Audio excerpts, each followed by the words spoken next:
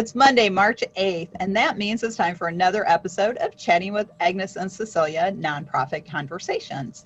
I'm one of your co-hosts, Cecilia Sub. I'm the principal and founder of Rogue Tulip's Nonprofit Consulting and Association Management Services, which sponsors this series.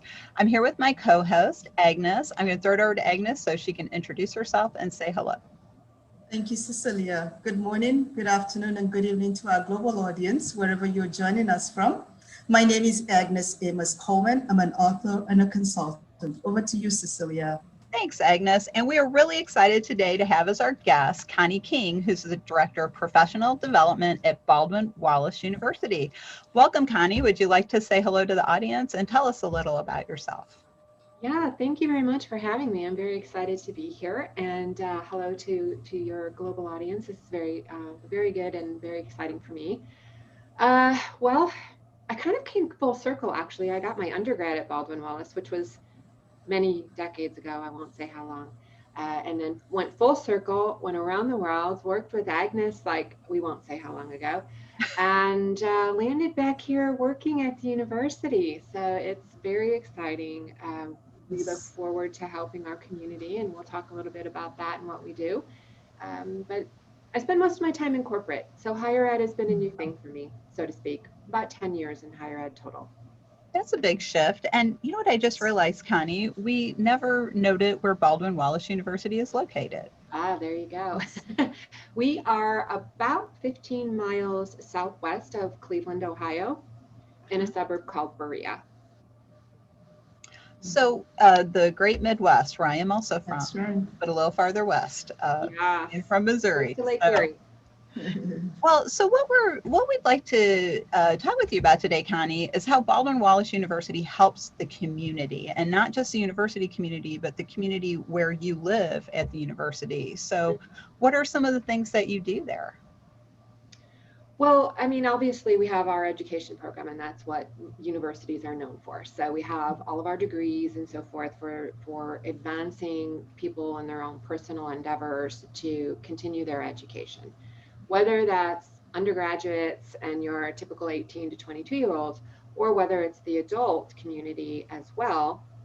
And we have some really great new programs where we can assist adult learners continue their education and get their degrees on their own pace in their own time, because they have a work balance life that's going to be pretty hard sometimes to do, particularly in this new world of the pandemic. So we have a whole new program to help them.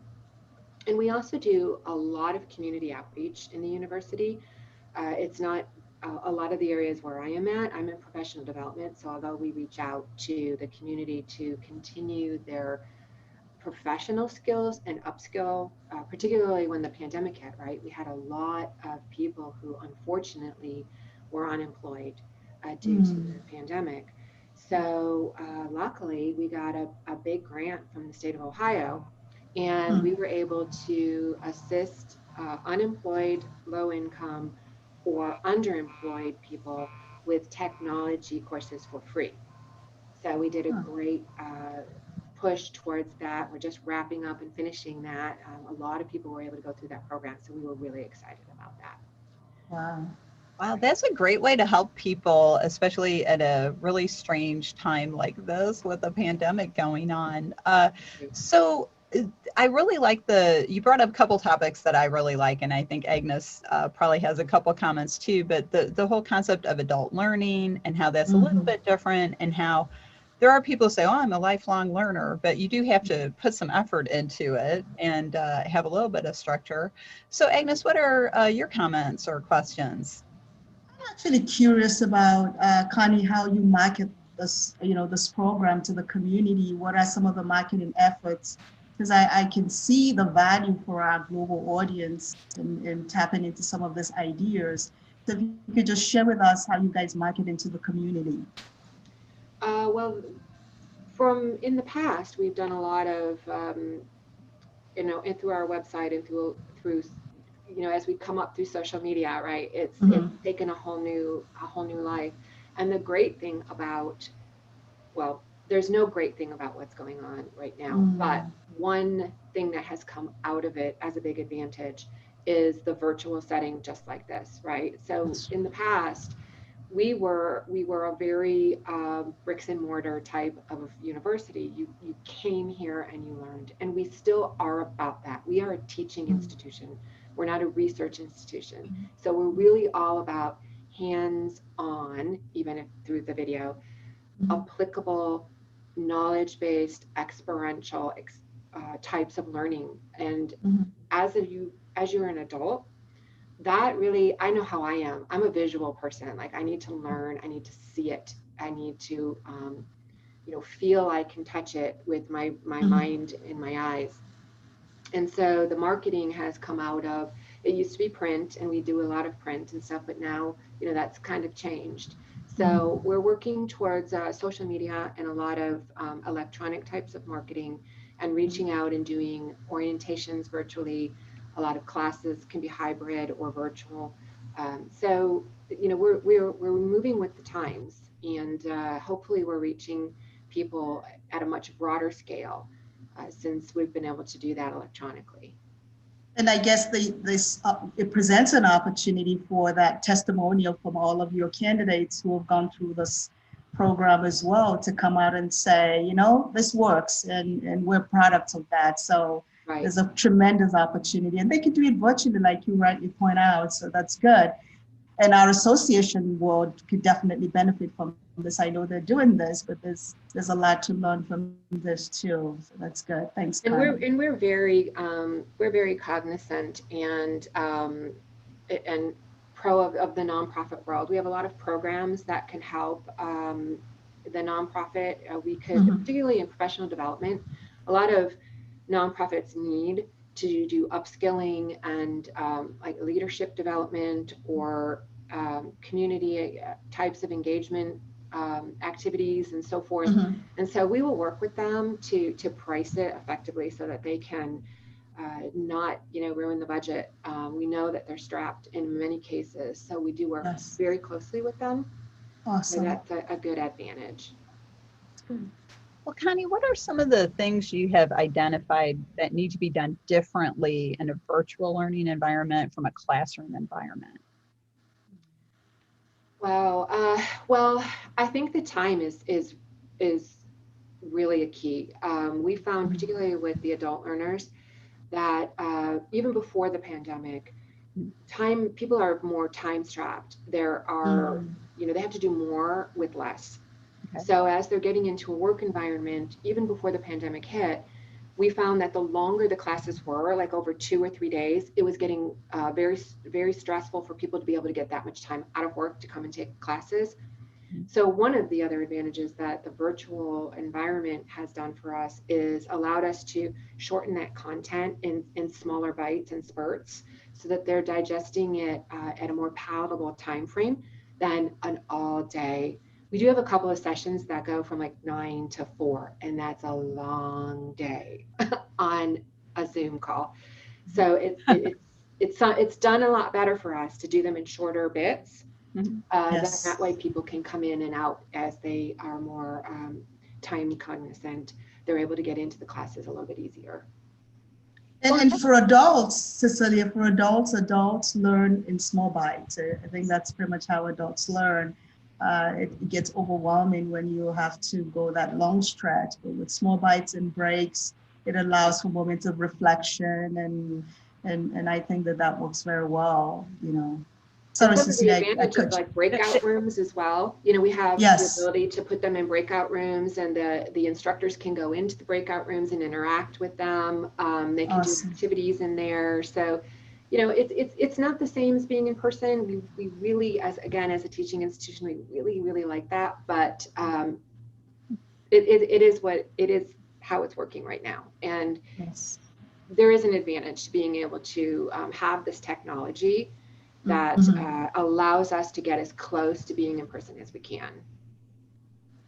Well, and I do love that you brought up breakout rooms, because I think that does elevate the experience a little bit, because you're not seeing 87 people on screen all trying to talk or absorb. And I really wanted to follow up on your comment about the smaller bites, because there's been a lot of articles the last, I'd say probably 6 months, about Zoom fatigue. since that seems to be the thing we use the most. And I think Zoom will be like Kleenex or Xerox eventually. Just be Right. Zoom, whether or not you're actually using Zoom. Mhm. But the whole thing about like looking at yourself, like people kind of tease me a little bit because I'm always fussing with my hair on camera. But it's a way to turn it. You can turn yourself off, basically, meaning you don't have to look at yourself. You can just look at everybody else. Like in a real conversation, if we were all in a room together, we wouldn't see ourselves. We would just see each other. Mhm. And so that's an important thing too. But my real point is about breaking these things up into smaller bites, because Mhm. I know last year a lot of associations didn't really know what to do because they hadn't done a virtual conference before.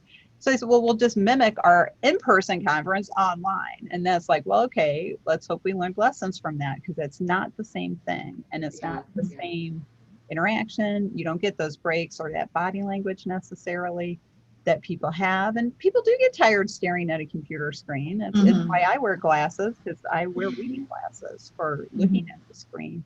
And there's a lot more distractions as well when you are at people. A lot of people are working from home. I know in our area, in the Northeast Ohio area, there are still a lot of companies that aren't fully back at work.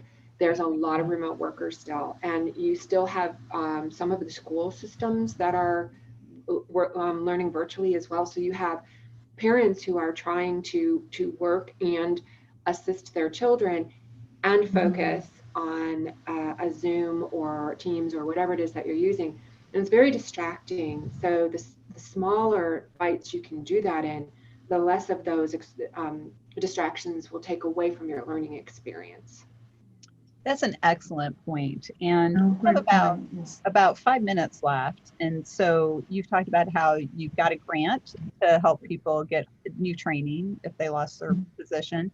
You've talked about how you're helping people pricing, about your outreach to the community about the online learning and virtual opportunities. Are there any other programs you'd like to share, or different things that you've tried, especially in the last year? We have, well, if you go to our website, and I don't know if you'll show this, but it's at bwu.edu, and then if you take the slash to the right, P for professional, D for development, you can see a lot of the different things that we offer for upskilling. And we have a lot of certificates. Certificates are very big for people who either do or do not have degrees, and they stack them on top of the degrees that they have. And they hone in on a particular skill and show that you have spent a good deal of time and effort in getting to the point of that certificate base. So like project management or business analysis, leadership. We have a good partnership with the Gestalt Institute of Cleveland. Anybody who knows about any of the Gestalt Institutes, the one in Cleveland just moved over here to Berea, so they're right in our backyard now.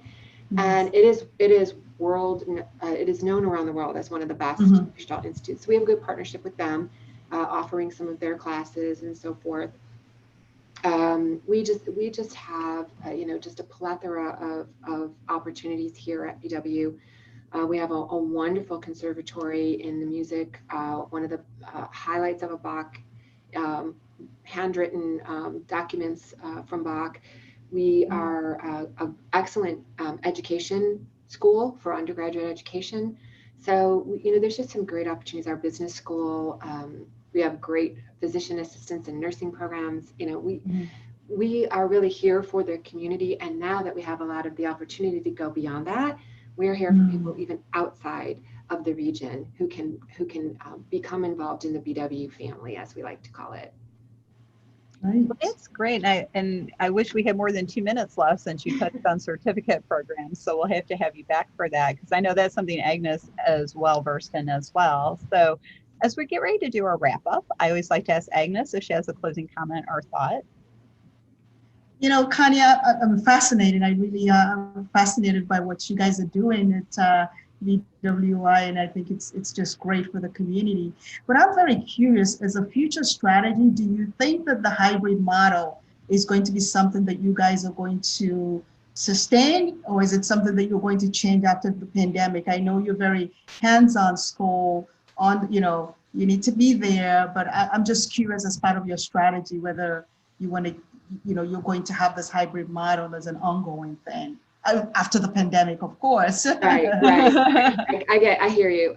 Yes. From a professional development standpoint, I think we will. I think it has opened up the door for us, particularly with, there's a lot of headquarters here in the city of Cleveland, but they also have global footprints. And so when they want to do training, they really want it to resonate through the whole organization and not just in their regional atmosphere. So this gives us the opportunity to do more training on that global footprint. I mean, certainly we have instructor can travel, they will fly anywhere, but I don't see that opening up. I don't have a crystal ball, but I don't see that opening up immediately. And Agnes, you could certainly attest to that. But I think from our aspect, we will. And I don't really know about the credit side, but I do think there is now going to be that opportunity to do a lot more virtual than we used to, which again opens up the door for people in the global atmosphere to become more involved in Baldwin-Wallace. Well, that's a great closing thought, Connie, for this conversation. So if people wanted to follow up with you, especially about the certificates that you offer and how you manage that, what's the best way to get in touch with you? Probably via email. They can send an email to CL King, King, at BWU.edu. I don't know if you guys can put that up at the end. They can send an email to me and I will be happy to send them some information by email or call them, whatever works best for the certificate opportunities. Or they can go to our website, again, bwu.edu/, C for center, P for professional, D for development. And then you can see all of the things that we offer and you just click on them and see the types of certificates and courses that are available. And they're all virtual right now. Oh, that's great. Well, thank you for that. I want to thank my co-host as always and my friend Agnes Coleman. And we'd like to thank Connie King of Baldwin-Wallace University, located right here in the great state of Ohio, the Buckeye State. And for our global audience, Buckeyes are nuts. But good news, so. Literally and figuratively. Yes. Go Buckeyes. Go Bucks. Right. Well, thank you very much, you guys. I really appreciate you having me. You're welcome. And unfortunately, we have to go rogue for now, but we'll be back next week with another episode of Chatting with Agnes and Cecilia. In the meantime, you can learn more about Rogue Tulips Nonprofit Consulting and check us out at roguetulips.com. We're also supporters of the 501c League, which is a virtual member organization for everyone in the nonprofit community and the people who love them.